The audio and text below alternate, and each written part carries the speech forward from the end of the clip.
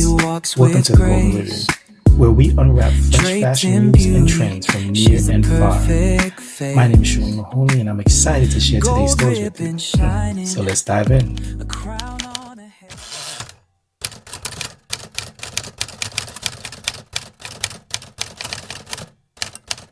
Luxury fashion stocks hit a rough patch. Hey, fashion friends and investors, buckle up. The luxury industry took a noticeable tumble, with stocks dipping around 2 to 4% across major players from October 8th to the 10th amid broader market jitters and a hangover from a brutal first half of the year. This market dip wasn't isolated. It's a part of a 2-year slump where high-end brands have struggled to reignite growth, with the European luxury index sliding 14% year to date before a fleeting rally. Take LVMH, the powerhouse behind Louis Vuitton and Dior.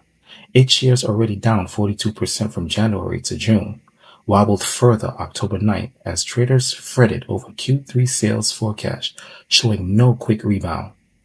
Kering, Gucci's parrot, saw a 3% drop on the 10th, erasing some gains from new CEO buzz, while Burberry dipped 2.5% amid whispers of a weak holiday preview. Even resilient Hermes, often the sector's golden child, edged down 1.8% as Euro's 12% surge against the dollar squeezed margins for Euro-based exporters. And it hit home too.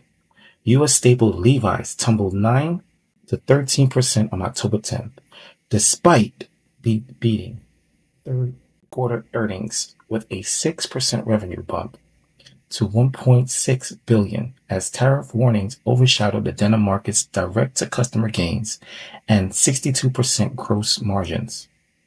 What is fueling this fall? Blame a cocktail of woes. China's uneven recovery, where retail sales hit 2 of the weakest months in Q3. Golden Week spending fizzled, dented aspirational shoppers, the base that drives at least 30% of luxury revenue.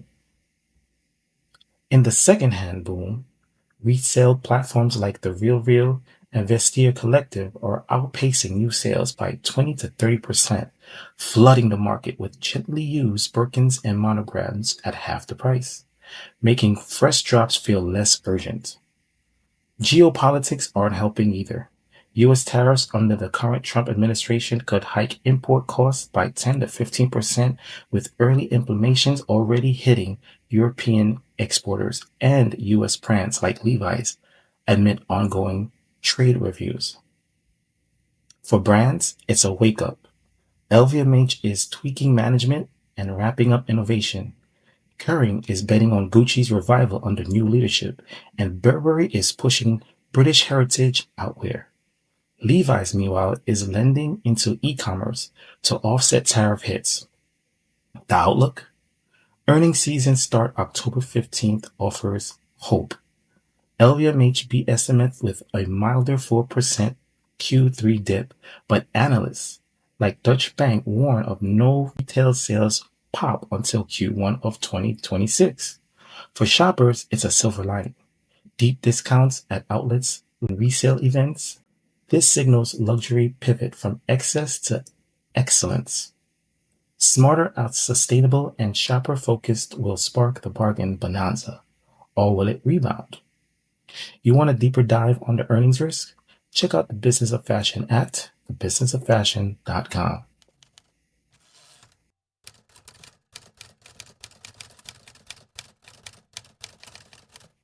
A wake-up call for athletic apparel. Sports style enthusiasts and stock watchers, let's talk about Under Armour. The once unstoppable athletic giants hit a major speed bump, with shares plunging 35% from July 25th to the close of $7.36 to $4.78 as of October 19th, amid a perfect storm of earnings misses, tariff troubles, and softening demand that's left investors sweating. This isn't a blimp. It's accumulation of a brutal 2025 for the Baltimore-based brand, down over 40% year-to-date, outpacing rivals like Nike's milder 15% dip. In a deeper woes, for the $400 billion global activewear market. This slide accelerated August 8 when Under Armour reported Q2 results that, while beating some estimates with a $1.5 billion in revenue, up 6% year over year, still revealed cracks.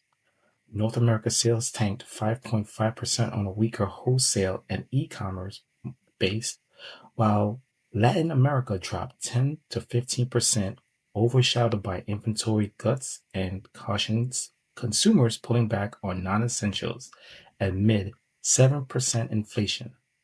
CEO Kevin Plank didn't sugarcoat it, warning of worsening sales declines in Q3, projecting a flat to down 1% revenue outlook, and flagging a whopping $100 million hit from U.S. tariffs under the Trump administration, while jacking up import costs on Asian-sourced fabrics and gear by 10 to 15%, squeezing the already thin 62% gross margins. And the tariffs also affected footwear brand Things to Come greatly. Tariffs aren't the only villain.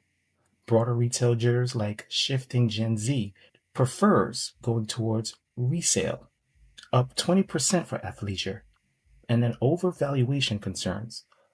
DCF models UAA as a 220% overpriced. This has analysts like Jeffrey Holdings at neutral, while seeking Alpha Snaps a sell for eroding fundamentals. September brought no relief, with technical charts flashing a potential 14% further drop, fueled by global demand slumps in key markets like China, down 20% in Q3, and Europe amid economic headwinds. For Under Armour, it's a brand reckoning.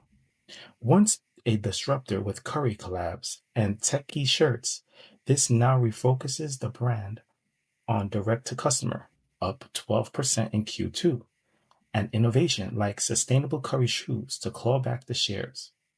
Plank's turnaround playbook is cutting costs by $200 million. This aims for profitability by fiscal 2026, but Zach warns weak holiday previews could drag into Q4. For shoppers, it's a boon. Deeper discounts on UA outlets, 20 to 30% off, tees and leggings, make premium performance gear an accessible item. This slide underscores activewear's pivot from hype to hustle, tariff-proof, demand-smart, and value-driven. Will Under Armour rebound like a comeback kid or stay benched? You want the full earnings breakdown? Check out Reuters at Reuters.com. Well, that's it for today on Golden Ribbon. Thank you for watching, and if you like today's show, please click on that like button and subscribe to the show so you'll be notified every time there's a new post or video. If you're in the industry, let us know in the chat what position you're in. To all of our fashion industry family, our product developers, designers, merchandisers, retail sales associates, managers, our cut and sew teams, production teams, sales teams, we see you, and this is our channel, and we're going to grow it together. Also, if you have any show ideas or stories you want us to cover that you know or heard of, send us an email at thegoldenribbon24@gmail.com. Stay stylish, and I'll catch you next time. In the rhythm of love, we find our song. Together we groove where we belong. She